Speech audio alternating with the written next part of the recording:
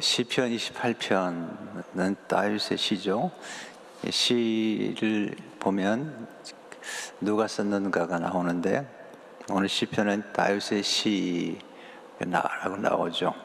어떤 시는 모세가 쓰기도 하고, 어떤 시는 아삽이 쓰기도 했지만 대부분의 많은 시는 다윗이 쓴 시입니다. 짧은 다윗의 시지만 이 시 속에는 다윗의 전생애가 담겨 있다고 해도 과언이 아닙니다. 이 시가 가지고 있는 놀라운 비밀이죠. 왜냐하면 시라는 그 언어 속에는 함축적인 언어나 감정, 또 생애가 담겨 있기 때문이죠.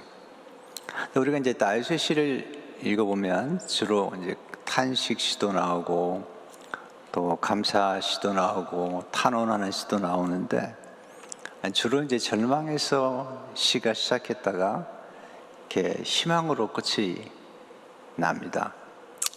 한편의 시지만 굉장히 놀라운 거죠.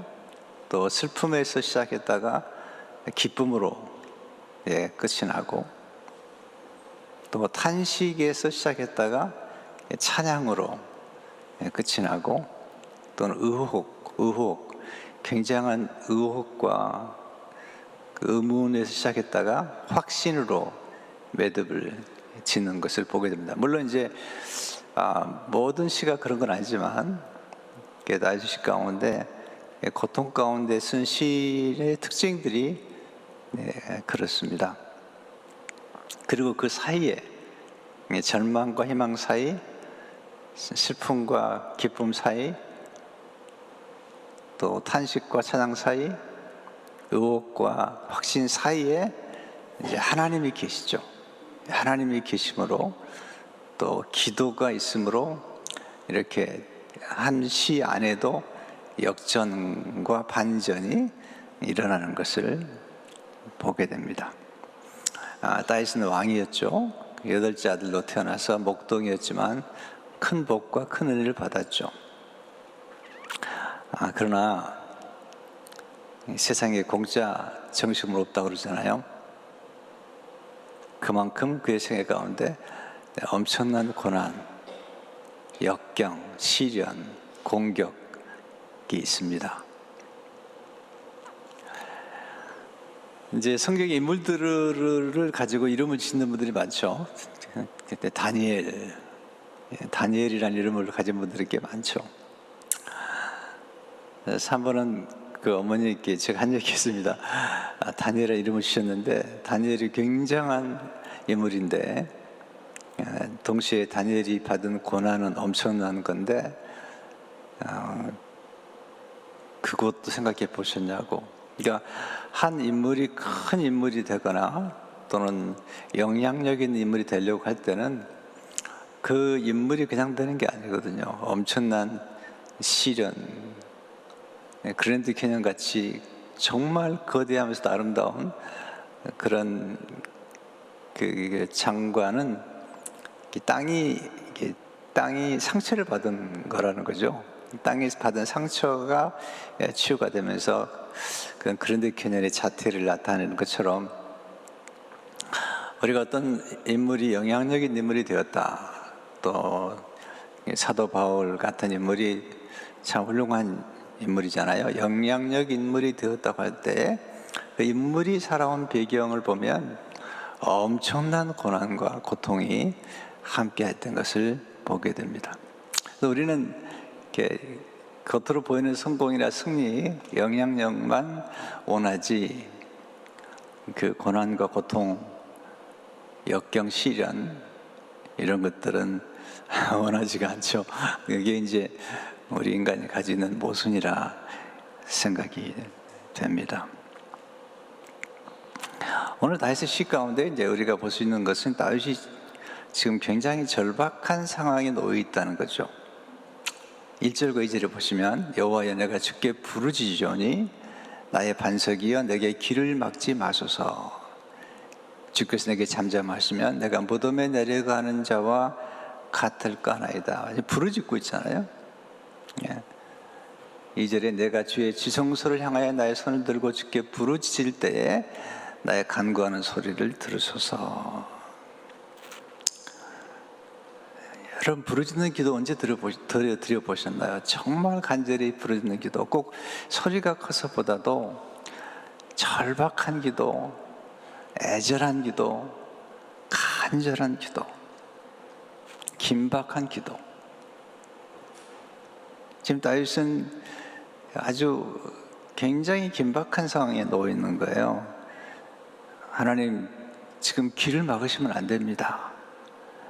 내게 잠잠하시면 내가 무덤에 내려가는 것 같이 될 것 같습니다. 무덤이란 단어, 그는 지금 죽음의 직면에 있고 위기 가운데 직면에 있는 것입니다. 하나님의 그 고통스러운 것은 하나님의 침묵인데 하나님이 귀를 막고 듣지 않으시는 것 같은 그런 고통 속에서 부르짖어 간절히 기도하고 있습니다. 두 손을 들고 성전을 향해서, 지성소를 향해서 부르짖어 기도하면서 나의 간구하는 소리를 들어주십시오. 이렇게 기도하고 있습니다. 내 기도를 들어주시죠. 6절에 보시면 여호와를 찬송하며 내 간구하는 소리를 들으심이로다. 하나님이 우리의 기도를 들으셨다는 것입니다. 제 생각 가운데 아주 애절하게 드렸던 기도의 시간들이 있습니다. 그게 가끔 제 생각 가운데 이렇게 떠오릅니다. 물론 늘 간절한 마음으로, 애절한 마음으로 기도를 드리려고 하지만 제 생각 가운데 정말 애절하게 기도를 드렸던 그런 날들이 있습니다. 교회를 시작하고 어렵고 침체가 찾아오고 또 생활은 어렵고 어머니가 집에 계시고 또 누이가 난소암으로 치료를 받고 있고 아파트에 이제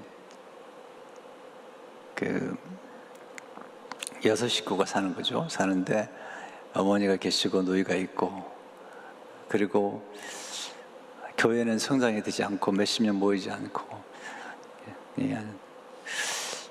돈도 없고 아주 어려운 상황이죠. 그럴 때 그 조그만 옷장에 들어가서 애절하게 기도했던 기억들이 납니다. 근데 이제 지금 돌이켜보면 그 애절하게 기도를 드렸을 때 하나님이 기도를 들으셨지만 동시에 제 생각에 어머니가 생각이 나는 거죠. 애절하게 연약한 모습으로 애절하게 기도를 드리고 있는 그 기도 소리가 밖으로 들리거든요. 네, 방이 아파트가 조그마하니까 그런 기도를 들으시는 어머니, 또 그런 기도를 듣는 아내가 어떤 생각을 했을까, 이런 생각을 가끔 하고, 지금 보면 그 기도를 하나님이 들으셨다, 하나님 들으시고 이렇게 긍휼히 여기셨다는 생각을 많이 하게 됩니다. 그래서 시편에 보면 다윗이 부르짖었다는 기도가 많이 나오죠. 또 하나님도 너는 내게 부르짖으라, 내가 내게 응답하겠다. 간절한 기도, 애절한 기도를 듣기 원하십니다. 다윗이 이렇게 부르짖는 기도를 드렸을까? 악인 때문에 고통을 받고 있습니다. 3절에서 5절에 보시면 악인과 악을 행하는 자들과 함께 나를 끌어내지 마옵소서. 그들은 그 이웃에게 화평을 말하나 그들의 마음에는 악독이 있나이다. 그들이 하는 일과 그들의 행위가 악한 대로 갚으시며 그들의 손이 지은 대로 그들에게 갚아 그 마땅히 받을 것으로 그들에게 갚으소서. 그들은 여호와께서 행하신 일과 손으로 지으신 것을 생각하지 아니하므로 여호와께서 그들을 파괴하고 건설하지 아니하시로다.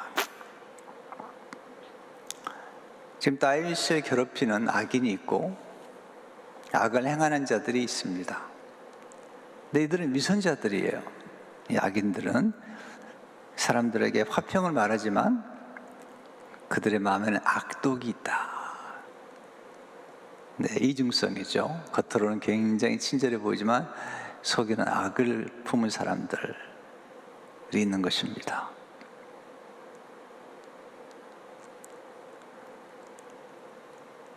네, 그런 책이 있더라고요. 친절한 사람이 얼마나 위험한가.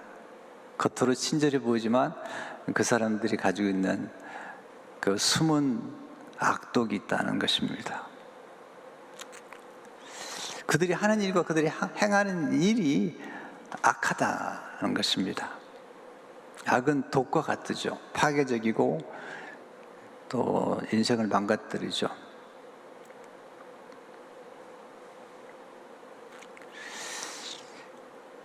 우리가 인생을 살아갈 때 필요한 것이 지혜입니다. 지혜 중에 하나는 사람을 분별하는 것입니다. 이 쉽지 않습니다. 시편 전체를 이어는 문이 있는데 그 문이 시편 1편이죠. 복 있는 사람은 이렇게 시작하죠. 복 있는 사람은 악인들의 꾀를 쫓지 아니하며 죄인들의 길에 서지 아니하며 오만한 자의 자리에 앉지 아니하며. 이 시편을 지혜서라고 합니다. 지혜서. 근데 복 있는 사람의 특징이 뭘까요? 지혜롭다는 겁니다. 뭐가 지혜롭다는 거죠? 네, 사람을 분별할 줄 아는 거죠. 악인과 죄인과 오만한 자를 분별할 줄 알고 그리고 무엇을 즐거워할 줄을 아는 것입니다. 복 있는 사람은 지혜롭고 통찰력이 있고 분별력이 있습니다. 그래서 함께 해서는 안 될 사람들을 아는 겁니다. 여러분, 우리가 사람을 잘 알아야 됩니다. 내가 알고도 용서하고 알고도 덕을 베풀면 그건 덕장이죠. 그런데 모르면 썩는 겁니다. 모르면 썩고 위험한 것입니다. 다윗은 악인을 아는 겁니다. 또 악인의 이중성을 알고 있습니다. 겉으로 친절해 보이지만 속으로는 독을 품고 있는 악인을 아는 것입니다. 여러분, 사업하는 분들이 굉장히 실망을 많이 합니다. 왜냐하면 아주 잘해주고 친절하게 해줬는데 나중에 가면 딴짓하고 있었던 겁니다. 굉장히 주인에게 잘하는데 나중에 돈을 빼간 겁니다. 계속해서 저요 조금 야금야금. 굉장히 친절하게. 네, 제 주위에서 다 들은 얘기입니다. 우리 교인들 가운데 들은 얘기입니다. 무서운 세상에 살고 있죠. 그래서 우리가 사람을 분별하는 것이 어려운데 사람을 분별하려고 하는 지혜와 기도가 필요해요. 그래야지 우리가 속지 않고 또 이 세상은 정말 위험한 세상입니다. 또 어떻게 우리 안에도 악이 있는 거죠. 우리 안에도 악이 있다는 것을 알아야지 우리 자신을 경계하고 조심하고 또 우리 스스로에게도 악이 있고 죄악이 있는 거거든요. 우리가 이 악이 내 안에 있다는 것을 알아야지 우리 스스로가 자신을 경계하고 절제하고 또 죄를 죽이라고 그러는데 존 오웨는 악과 죄를 죽이고 뿌리를 잘라내는 그런 일을 하게 됩니다. 지금 다윗이 당했던 어려움 가운데 악인들과 악인들의 음모에 대해서 이게 무슨 사건일까라고 할 때 어떤 분들은 압살롬의 반역 때문에 지금 쓴 시 중에 하나다. 아들인데 사람들의 마음을 다 빼앗는 거죠. 그래가지고 아들인데 아들이 사람들을 꾀해가지고 아버지를 끌어내린 거죠. 끌어내렸다. 3절에 보시면 악인과 악을 행하는 자들과 함께 나를 끌어내지 마옵소서. 지금 왕좌에서 다윗을 끌어내렸습니다. 그리고 그 자리에 압살롬이, 아들이, 압살롬은 얼마나 잘생겼는지 머리끝부터 발끝까지 흠이 없다 그랬어요. 근데 그렇게 잘생기고, 그 겉은 그렇게 멋있는 사람인데 속은 뒤틀린 악독을 품은 사람이죠. 그래도 이 다윗이 압살롬을 사랑합니다. 참 이게 아버지의 아픔인 거죠. 자기를 반역했는데 결국은 이제 압살롬의 군대와 전쟁을 하잖아요. 한데 전쟁터에 나가는 장수들에게 부탁합니다. 압살롬을 죽이지 마라. 압살롬을 좀 돌봐줘라. 압살롬 편에 있는 사람들은 죽이더라도 압살롬 좀 돌봐줘라. 그게 아버지의 마음이죠. 아버지의 마음. 제가 최근에 이렇게 유튜브를 이렇게 하다가 우연한 기회에 영화인가 드라마인가를 하나 이렇게 압축하는 거 20분짜리인가를 보게 됐습니다. 보게 됐는데 이제 그 한 사람이 사이코패스죠. 겉으로 굉장히 친절하고 그런데 굉장히 무감각하고 감정이 없는 무서운 사람이죠. 근데 그 사이코패스가 사람을 죽입니다. 죽이고 그 사람을 추적하는 한 형사의 이야기입니다. 짧은 스토리인데 너무 충격적인 스토리죠. 근데 그 사이코패스가 이제 펀드 이렇게 매니저도 하고 이런 이제 투자해가지고 막 돈이 늘어나고 그런 상황인데 아버지가 불러요. 회사에서는 꽤 높은 자리에 있고요. 그리고 직원들에게 친절하고요. 아버지가 이제 돌봐주는 고아원이 있는데 그 고아원이 지금 다른 사람에게 넘어가게 돼 있으니까 아들에게 맡긴 돈을 아버지가 돌려달라는 겁니다. 이 아들도 부자예요. 투자한 게 지금 엄청나게 커지는데 그 아버지의 그 돈을 달라니까 아버지가 고아원의 고아들을 돌보기 위해서 돈을 달라는 거예요. 왜냐하면 고아원이 넘어가게 생겼으니까. 근데 아버지 돈을 본인이 뺏으려고 아버지를 죽입니다. 칼로 죽이고 그리고 나와 있는 깜짝 놀라서 나와 있는 어머니도 죽입니다. 참 처절한 거죠. 그리고 이제 자기가 아버지 부모님을 죽이지 않았다는 것을 이제 보여주기 위해서 이렇게 흔적을 다 감추고 거기다가 밀가루를 뿌리고 그리고 이제 나왔는데 나와서 보니까 자기의 오른쪽 손톱이 이렇게 떨어져 나간 거야. 칼로 부모님을 이렇게 죽이려다가.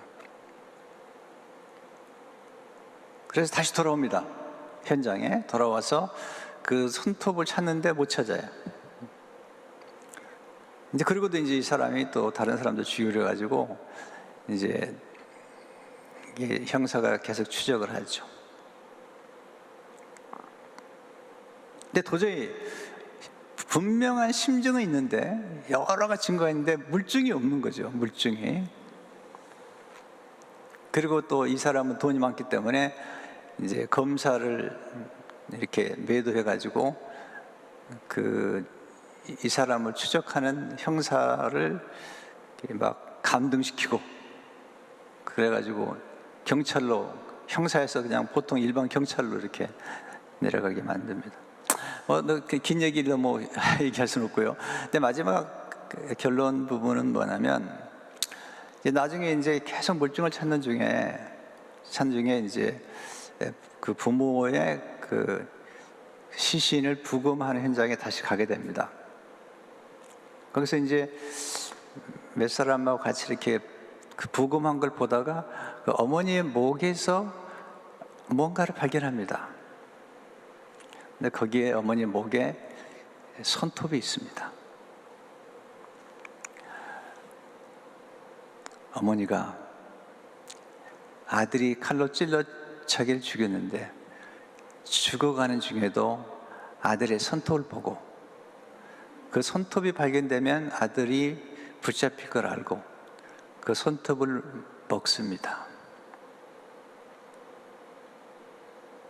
그 목에 걸린 거예요. 그리고 죽습니다. 와, 이게 어머니의 사랑입니다. 이게 어머니의 사랑인 거야. 아들이 아버지 죽이고 자기 죽였는데 그 아들이 감옥에 갈까봐 아들이 남긴 그 흔적을 어머니가 입으로 먹는 중에 지금 피를 많이 흘렸으니까 먹는 중에 겨우 손을 닿아가지고 그걸 먹는 중에 목에 걸린 거죠. 그게 이제 나중에 부검을 재조사한 사람들에게 발견돼서 이제 그 사람이 결국은 이제 붙잡히는 스토리인데, 올해 남은 게 뭐냐면 그 아들의 악함, 그 사이코패스, 무감각하게 사람 죽이고 돈 때문에 부모를 죽인 그 아들과 대조적으로 아버지는 그 아들을 돌봐주고 어머니는 아들의 죄를 덮어주기 위해서 아들이 남긴 손톱을 먹는, 이야, 그런 스토리입니다. 한참 생각을 하게 됐어요. 뭐 영화 드라마 본다고 다 생각을 많이 하는 건 아닌데, 거기서 어머니의 그 사랑, 그 어머니의 희생이라는 게 도대체 뭘까? 이게 참 너무 신비로운 거죠.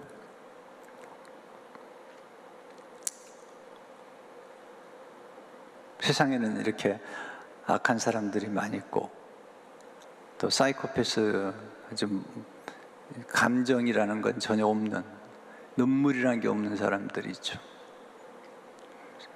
사람을 죽이고도 본인이 죽인 것에 대한 감각이 없는 사람들,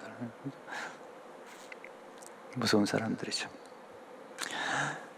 다윗이 지금 이 악과 악을 행하는 사람들 때문에 고통을 받으면서 그가 지금 무덤에 끌어 내려갈 것 같은 지금 악인들의 모습 보면서 겉으로는 웃지만 속으로는 이 독을 품고 있는 사람들을 그 인생 가운데 보았던 거죠. 그리고 지금 경험하고 있는 거죠. 그러면서 하나님 앞에 기도를 하고 있습니다. 하나님, 저 잘못하면 무덤에 내려갈 것 같습니다. 잘못하면 악인들에 끌려갈 것 같습니다. 그들과 함께 나를 끌어내리지 마시고 나를 도와주십시오. 이렇게 기도하고 있습니다.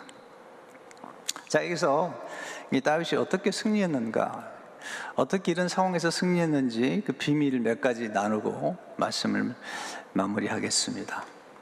그렇게 길게 안 하려고 노력을 많이 하고 있는데요. 첫째는 다윗의 승리는 악인이 아닌 하나님을 바라보고 있습니다.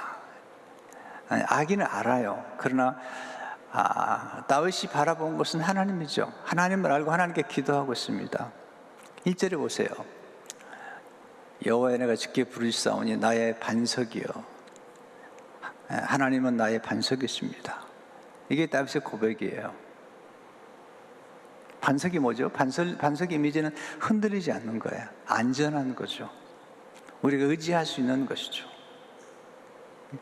다윗은 하나님을 반석이시다, 바위라는 표현을 많이 쓰죠. 시편 18편 2절에 보면 여호와는 나의 반석이시요, 피할 나의 바위시요, 반석이라는 거죠. 근데 성경에서 반석 이미지는 굉장히 중요한 이미지죠. 영원한 이미지를 가지고 있어요. 우리가 의지할 수 있는 하나님에 대한 영원한 이미지 중에 하나죠. 이사야 26장 4절을 보게 되면 너 여호와를 영원히 신뢰하라, 주 여호와는 영원한 반석이시로다. 우리가 정말로 신뢰할 만한 분은 하나님 분이시고 영원히 신뢰할 만한 반석은 하나님이시다. 이 다윗의 고백인 것입니다. 흔들린 세상에서 흔들리지 않는 그 길은 하나님을 의지하는 것, 흔들리지 않은 나라, 천국, 흔들리지 않은 진리, 하나님의 복음의 말씀을 우리가 붙잡고 살 때 승리할 수가 있습니다. 이 다윗의 생각 속에 하나님은 나의 반석이시다. 이게 얼마나 놀라운 고백인지 모르죠. 우리가 어려운 일 당했을 때 우리가 의지할 분을 잘 선택해야죠. 하나님 한 분뿐이죠. 물론 사람도 때로 우리 의지가 될 수 있지만 사람들도 한계가 있잖아요. 사람은 유한하고 한계가 있고 그리고 자원과 그 지혜와 능력이 한계가 있는 거죠. 근데 하나님은 무한하신 분이죠. 다윗의 고백이죠. 하나님 나의 반석이시다. 7절을 보시면 하나님은 나의 힘이시다. 여호와는 나의 힘과 나의 방패시니 내 마음에 그를 의지하여 도움을 얻었도다. 그럼 내 마음이 크게 기뻐하며 내 노래로 그를 찬송하리로다. 하나님 우리 힘이 되신다. 시편 18편 2절에 보면 나의 힘이신 여호와여 내가 주를 사랑하나이다. 우린 육의 힘으로 살려고 그래요. 자꾸 육신의 힘과 육적인 힘을 가지고 살려고 그러는데 다윗은 하나님은 나의 힘이시다. 하나님의 능력, 성령의 능력이 우리에게 필요한 거죠. 하나님을 기뻐하는 것이 힘이죠. 느헤미야 8장 10절에 보면 여호와로 인하여 기뻐하는 것이 너의 힘이니라. 네. 우리가 하나님을 의지하고 하나님의 힘을 얻으려면 육의 힘이 아니지라. 모세가 육의 힘으로 사람 하나 쳐 죽이고 끝나잖아요. 그런데 성령의 능력을 받으니까 정말 놀라운 일이 이루어지지 않습니까? 우리가 어떻게 하면 하나님을 얻을 수 있을까요? 하나님을 앙방해야죠. 예사야 40장 30절에 보면 오직 여호와를 앙망하는 자는 새 힘을 얻으리니 독수리가 날개치며 올라감 같을 것이요 아름박질하여도 곤비하지 아니하겠고 걸어가도 피곤하지 아니하리로다. 여기서 힘이 굉장히 중요한데요. 이 힘을 세 가지로 묘사를 해요. 비상하는 힘, 독수리가 나는 것처럼 비상하는 힘. 두 번째 힘은 달려가는 힘이에요. 때로는 비상하는 힘이 필요하고요, 때로는 달려가는 힘이 필요하고, 세 번째는 걸어가는 힘이에요. 네, 비상할 때가 있어요. 근데 재밌는 게 있습니다. 비행기가 비상하려면요, 먼저 달려야 돼요. 먼저 달려야지 비상하는 거죠. 그러니까 우리가 비상할 때는 달려가는 힘도 필요하죠. 그러나 달려가기 전에 우리가 걸어가는 힘이 필요해요. 내가 보니까 진짜 중요한 힘은, 비상하는 힘과 달려가는 힘보다 더 중요한 힘은 날마다 묵묵하게 한 걸음 한 걸음 걸어가는 힘이에요. 이 힘이 진짜 중요한 힘이에요. 한 걸음 한 걸음을 끝까지 걸어가는 그 힘, 그게 우리를 결국은 승리케 만드는 거죠. 바짝 비상하고 바짝 달려가고, 인생이라는 게 이렇게 스프린트, 이렇게 단거리 경주가 아니거든요. 물론 우리가 비상할 때도 있죠. 그러나 비상만 해서 못 사는 거예요. 우리는 땅에다가 착지하고 살아던 사람들인데, 내가 살아보니까 정말 중요한 힘은 뭘까? 한 걸음 한 걸음을 묵묵히 걸어가는 힘이 필요한 것이죠. 7절에 보시면 여호와는 나의 힘과 나의 방패시니, 하나님이 나의 방패가 아니라 우리를 보호해 주시는 분이죠. 세상의 모든 방패는 다 뚫려버려요. 이 생명의 사람과 해설해 보면 나오는데, 뭐 돈이라는 방패도 뚫리고, 인맥이라는 방패도 뚫리고, 지식이라는 방패도 다 뚫리지만 뚫리지 않은 방패가 하나 있습니다. 우리 삶 가운데 하나님, 우리를 정말 보호해 주는 분은 하나님이시다는 거예요. 그래서 하나님 의지하는 게 가장 안전하다는 것입니다. 첫째는 우리가 악인이 있긴 하지만 악인에 집중하지 마세요. 예, 악인은 여전히 악인이 이 세상에 있습니다. 어려운 환경도 너무 바라보지 마세요. 그건 낙심이 되죠. 근데 하나님을 바라보고, 하나님은 나의 반석이시요, 나의 힘이시요, 나의 방패시라는 사실을 의지할 때 우리가 힘을 얻는 거죠. 두 번째, 하나님께 악인을 맡기시라는 거죠. 원수 갚는 것을 하나님께 맡기라는 거죠. 5절을 보십시오. 그들은 여호와께서 행하신 이 일과 손으로 지으신 것을 생각하지 아니하므로 여호와께서 그들을 파괴하고 건설하지 아니하시리로다. 여러분, 악을 만지면 악이 됩니다. 하나님께 맡기라는 거죠. 원수 갚는 것을 친히 하지 말라는 거죠. 다윗은 사울을 죽일 수 있는 기회가, 결정적인 기회가 2번 있습니다. 죽이지 않습니다. 하나님께 맡기죠. 네. 바울이 로마서 10장 10절 보면은 암에게도 악을 악으로 갚지 말고 모든 사람 앞에서 선한 일을 도모하라. 저는 살아보니까요, 인생은 부메랑이에요.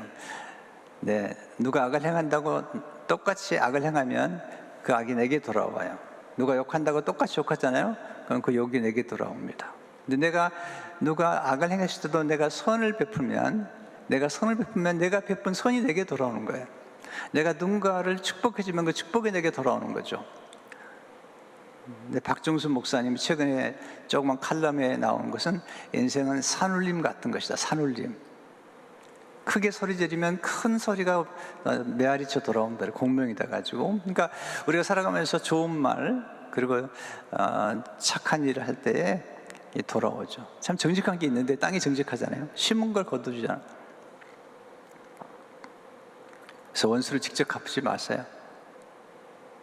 원수가 잘못될 거라고 너무 좋아하지도 말고요. 다윗은 하나님 앞에 원수를 맡기는 거죠.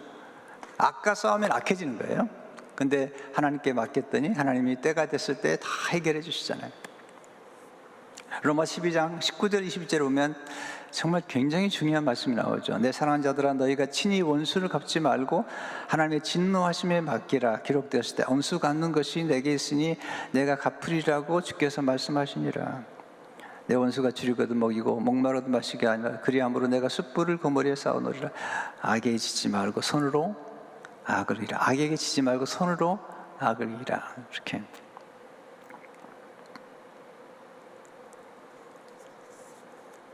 가끔 그런 일이 좀 있는데요. 저를 힘들게 했던 사람들을 누가 추천해달라고 연락이 오는 일이 있어요. 제가 추천을 잘해드립니다. 그분이 좋은 점만 들어서 추천을 해드리죠.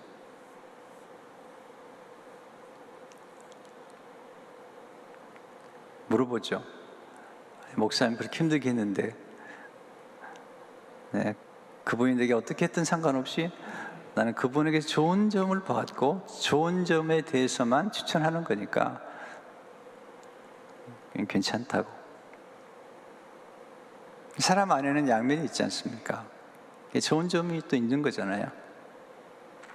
또 전 좋은 점을 따라 추천하면 변화될 수 있다고 믿죠.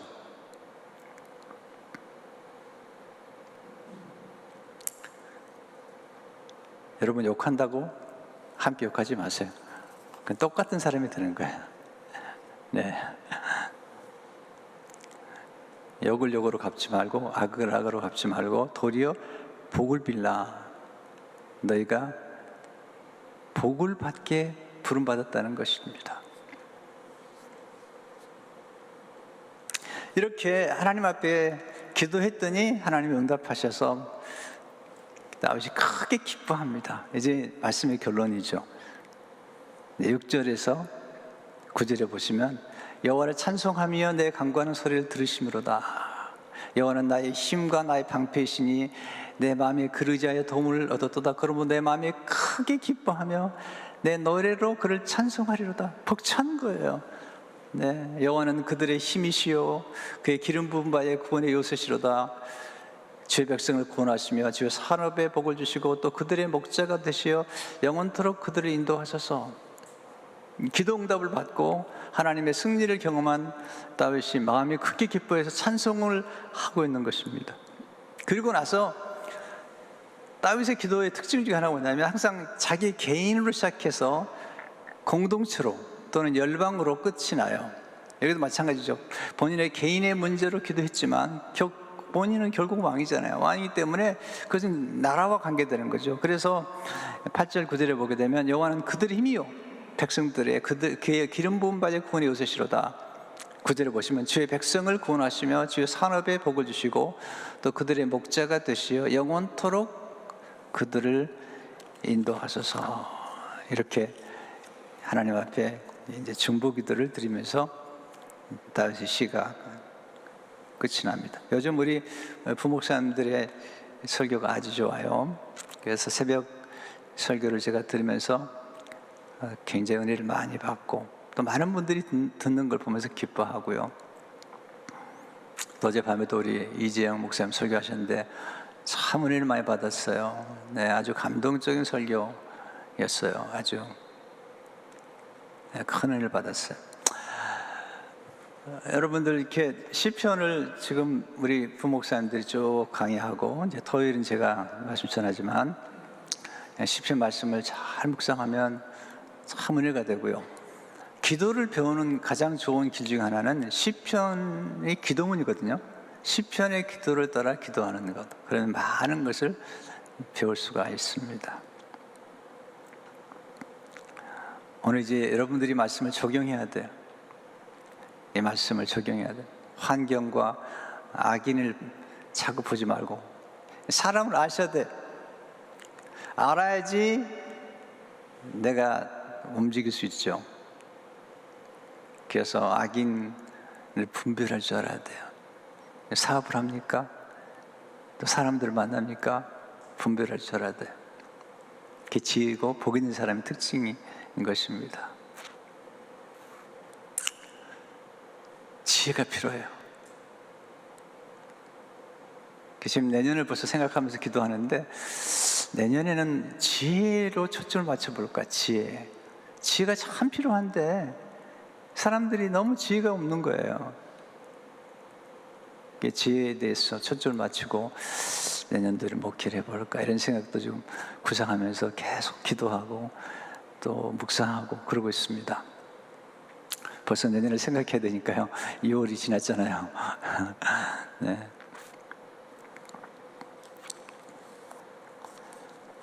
오늘 시편을 기억하면서 시편에서 우리가 결국 만나는 분은 누굴까요? 다윗이 결국은 증거하는 분이 예수님이시잖아요. 예수 십자가죠. 십자가가 예수님이 우리의 반석이신 거죠. 네, 예수님이 영원한 반석이고 이 반석에서 생수가 흘러나오는 거죠. 생명수가 흘러나오는데 십자가에서 예수님이 깨어지심으로 우리 생명수를 주시고 십자가가 우리 힘이에요. 우리 힘. 우리가 얻을 수 있는 가장 강력한 힘은 십자가밖에 없어요. 인생의 모든 문제 해결책은 십자가였죠. 왜냐하면 인생의 모든 문제는 죄 때문에 오기 때문에. 인생의 모든 문제는 죄와 욕심과 욕망 때문에 오는 거예요. 탐욕 때문에 오는 거죠. 근데 그 문제를 해결한 건 십자가예요. 십자가가 우리의 방패죠.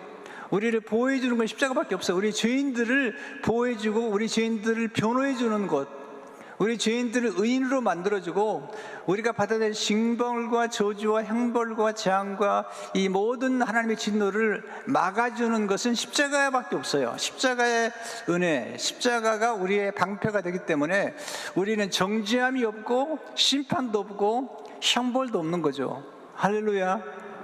그래서 예수 그리스도만이 우리의 반석이 되시고 우리의 힘이 되시고 우리의 방패가 되시는 것입니다. 그래서 거듭 십자가로 돌아가야 돼. 십자가 부활로 돌아가야 돼. 그래서 성령의 강림하심으로 돌아가야 돼. 그래야만이 승리할 수가 있습니다. 시편에 있는 목적이 뭐죠? 시편은 예수님을 증거하기 때문이죠. 오늘도 기도하시는 중에 이런 큰 은혜가 함께 하시길 주의 이름으로 축원합니다.